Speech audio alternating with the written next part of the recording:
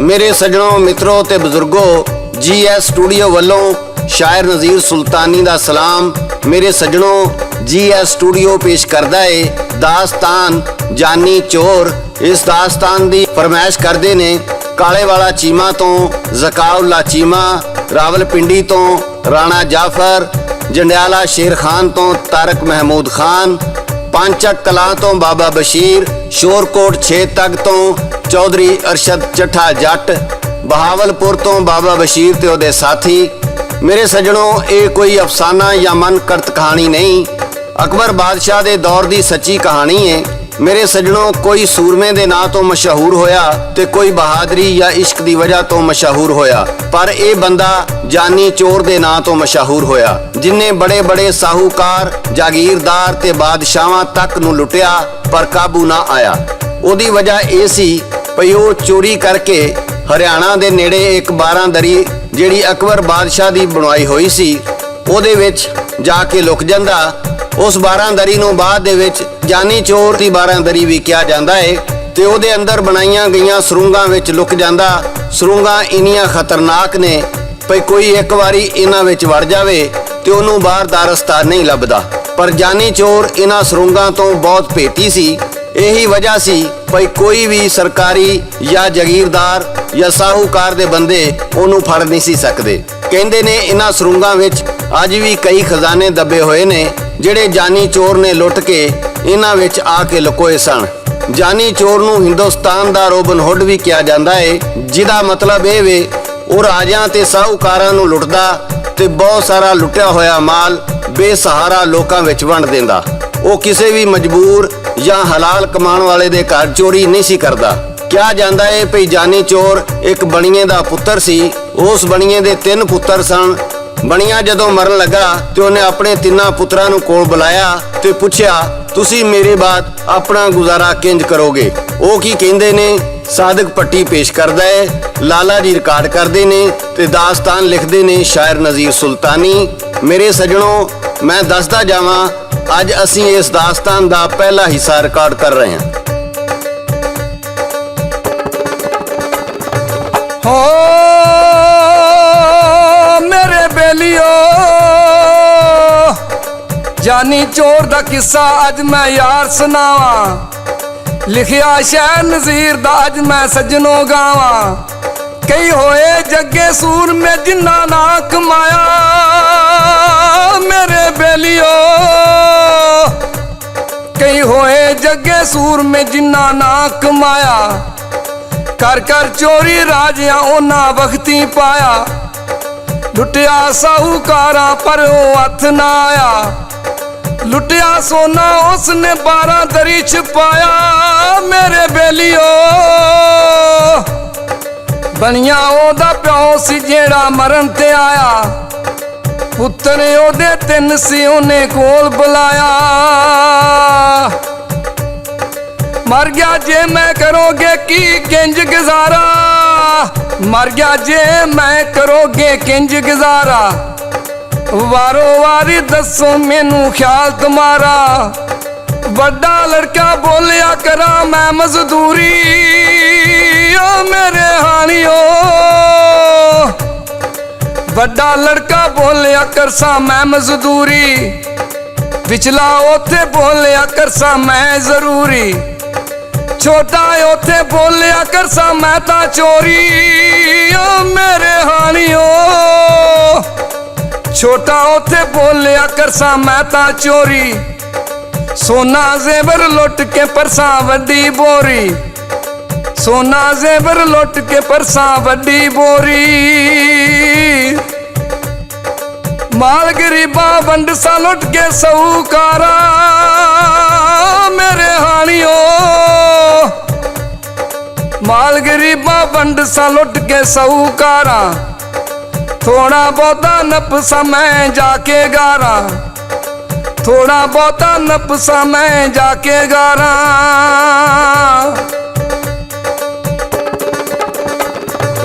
मेरे सज्जनों, जदों छोटे ने कहा मैं चोरियां करांगा, जे कोई वड्डा खजाना लभ गया ते सारी उम्र ऐश करांगा, ਬਣੀਆਂ ਕਹਿਣ ਲੱਗਾ, ਇਹ ਤੂੰ ਕੀ ਕਹਿਣਾ ਹੈ? ਜੇ ਤੂੰ ਫੜਿਆ ਗਿਆ ਤੇ ਪੁਲਿਸ ਨੇ ਤੈਨੂੰ ਮਾਰ-ਮਾਰ ਕੇ ਤੇਰੀਆਂ ਹੱਡੀਆਂ ਪਸਲੀਆਂ ਤੋੜ ਦੇਣੀਆਂ ਨੇ।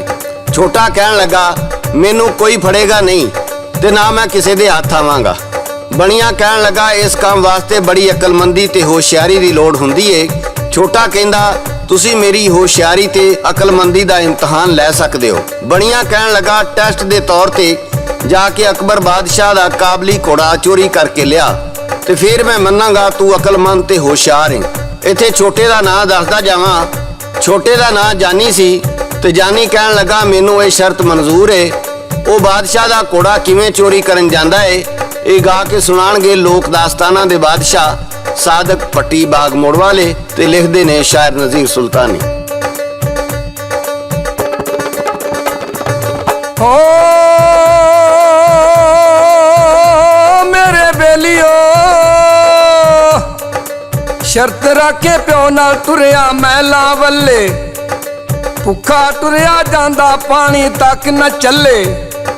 ਕੋਲ ਸ਼ਹਿਰ ਦੇ ਅਪੜਿਆ ਨਾਈ ਨਜ਼ਰੀ ਆਇਆ, ਮੇਰੇ ਹਾਣੀਓ ਕੋਲ ਸ਼ਹਿਰ ਦੇ ਅਪੜਿਆ ਨਾਈ ਨਜ਼ਰੀ ਆਇਆ।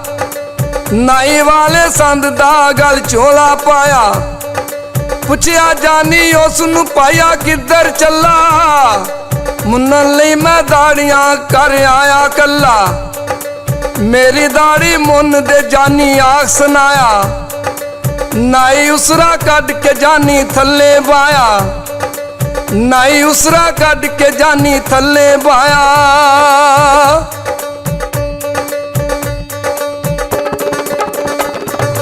ਜਦੋਂ ਸ਼ਹਿਰ ਦੇ ਬਾਹਰ ਉਹਨੂੰ ਨਾਈ ਟੱਕਰਿਆ ਤੇ ਜਾਨੀ ਪੁੱਛਣ ਲੱਗਾ, ਭਾਈਆ ਕਿੱਧਰ ਚੱਲਿਆ ਏ?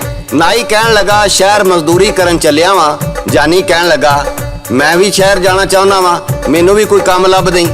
ਨਾਈ ਕਹਿਣ ਲੱਗਾ, ਬਾਦਸ਼ਾਹ ਦਾ ਹੁਕਮ ਏ, ਕੋਈ ਕਾਰੀਗਰੀ ਇਸ ਸ਼ਹਿਰ ਵਿੱਚ ਵੜ ਸਕਦਾ ਏ, ਨਕੰਮੇ ਬੰਦੇ ਨੂੰ ਸ਼ਹਿਰ 'ਚ ਵੜਨ ਦੀ ਇਜਾਜ਼ਤ ਨਹੀਂ। ਜਾਨੀ ਕਹਿਣ ਲੱਗਾ, ਫੇਰ ਤੂੰ ਇੰਜ ਕਰ, ਮੇਰੀ ਦਾੜੀ ਮੁੰਨ ਦੇ। ਨਾਈ ਨੇ ਆਪਣੀ ਗੁੱਛੀ ਲਾਈ, ਕਹਿਣ ਲੱਗਾ, ਪਾਣੀ ਤੋਂ ਬਗੈਰ ਦਾੜੀ ਕਿਵੇਂ ਮੁੰਨੀ ਜਾ ਸਕਦੀ ਏ?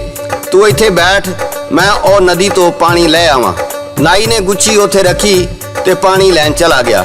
ਮੈਂ ਇੱਥੇ ਦੱਸਦਾ ਜਾਵਾਂ, ਗੁੱਛੀ ਨਾਈ ਦੇ ਹਥਿਆਰ ਰੱਖਣ ਵਾਲੇ ਚਮੜੇ ਦੇ ਝੋਲੇ ਨੂੰ ਆਖਿਆ ਜਾਂਦਾ ਏ, ਜਿਹੜੀ ਕਿ ਸ਼ਾਇਦ ਪਿੰਡਾਂ ਵਿੱਚ ਨਾਈਆਂ ਕੋਲ ਅੱਜ ਵੀ ਹੋਵੇ, ਪਰ ਸ਼ਹਿਰਾਂ ਵਿੱਚ ਇਹਦਾ ਨਾਮੋ ਨਿਸ਼ਾਨ ਨਹੀਂ।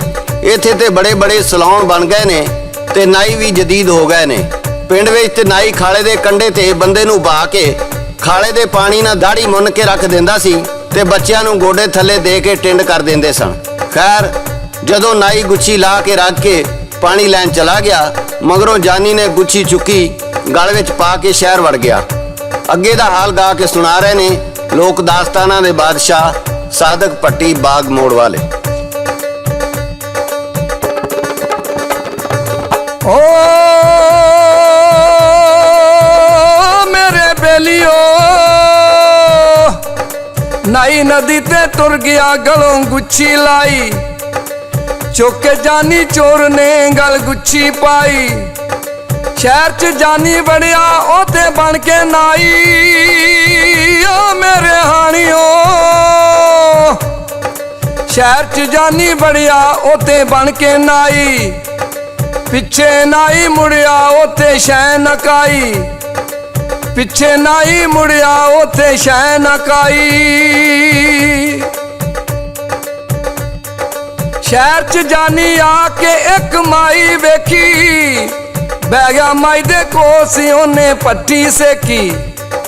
ਕਹਿੰਦਾ, ਮਾਤਾ ਰਾਣੀਏ ਮੈਂ ਰਹਿਣਾ ਇੱਥੇ, ਦੇਵੇ ਉਹਨੂੰ ਸ਼ਰਫੀਆਂ ਨਾਲ ਪੱਟੀ ਸੇਕੇ। ਮਾਈ ਪੈਸੇ ਵੇਖ ਕੇ ਉੱਥੇ ਮੋਮਨ ਹੋਈ। ਓ ਮੇਰੇ ਸੰਗੀਓ, ਮਾਈ ਪੈਸੇ ਵੇਖ ਕੇ ਉੱਥੇ ਮੋਮਨ ਹੋਈ। ਉਹਨੇ ਜਾਨੀ ਚੋਰ ਨੂੰ ਇੱਕ ਦਿੱਤੀ ਲੋਈ। ਉਹ ਮਾਈ ਦੇ ਘਰ ਆ ਗਿਆ ਤੇ ਮੰਜੀ ਡਾਈ। ਮਾਈ ਕੱਲੀ ਕਾਰੀ ਰਹਿੰਦੀ ਭੈਣ ਨਾ ਪਾਈ।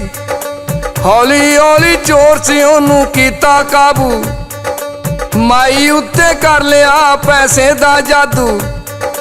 ਮਾਈ ਉੱਤੇ ਕਰ ਲਿਆ ਪੈਸੇ ਦਾ ਜਾਦੂ। ਮਾਈ ਪੁੱਛਿਆ ਪੁੱਤਰਾ ਤੂੰ ਨਾ ਨਹੀਂ ਦੱਸਿਆ, ਮਾਈ ਦੀ ਗੱਲ ਸੁਣ ਕੇ ਉੱਥੇ ਜਾਨੀ ਹੱਸਿਆ, ਮਾਈ ਦੀ ਗੱਲ ਸੁਣ ਕੇ ਉੱਥੇ ਜਾਨੀ ਹੱਸਿਆ।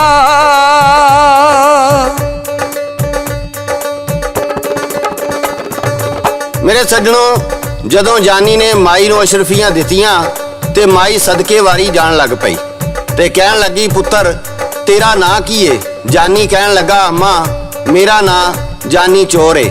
ਮਾਈ ਕਹਿਣ ਲੱਗੀ, ਇਹ ਕਿਵੇਂ ਦਾ ਨਾਂ ਹੈ? ਤੂੰ ਤੇ ਦਾੜੀਆਂ ਮੁੰਨ ਕੇ ਮਜ਼ਦੂਰੀ ਕਰਨ ਵਾਲਾ ਚੰਗਾ ਬੰਦਾ ਲੱਗਣਾ ਹੈ, ਪਰ ਫਿਰ ਇਹ ਕੀ ਏ? ਕਹਿਣ ਲੱਗਾ, ਮਾਂ ਜੀ ਮੈਂ ਤਾਂ ਮਜ਼ਦੂਰ ਹਾਂ ਪਰ ਮੇਰਾ ਨਾਂ ਜਾਨੀ ਚੋਰ ਏ। ਤੇ ਫਿਰ ਕੀ ਹੋਇਆ, ਇਹ ਅਸੀਂ ਤੁਹਾਨੂੰ ਦਾਸਤਾਨ ਦੇ ਦੂਜੇ ਹਿੱਸੇ ਵਿੱਚ ਸੁਣਾਵਾਂਗੇ। ਇਹਦੇ ਨਾਲ ਹੀ GS ਸਟੂਡੀਓ ਵੱਲੋਂ ਸ਼ਾਇਰ ਨਜ਼ੀਰ ਸੁਲਤਾਨੀ, ਲਾਲਾ ਜੀ ਤੇ ਸਾਦਕ ਭੱਟੀ ਬਾਗ ਮੋੜ ਵਾਲੇ ਨੂੰ ਇਜਾਜ਼ਤ ਦਿਓ। ਅਸੀਂ ਫੇਰ ਕਿਸੇ ਨਵੀਂ ਦਾਸਤਾਨ ਨਾਲ ਦੁਬਾਰਾ ਹਾਜ਼ਰ ਹੋਵਾਂਗੇ। ਉਦੋਂ ਤੱਕ ਅੱਲਾ ਬੇਲੀ ਰੱਬ ਰਾਖਾ, ਖੁਦਾ ਹਾਫਿਜ਼।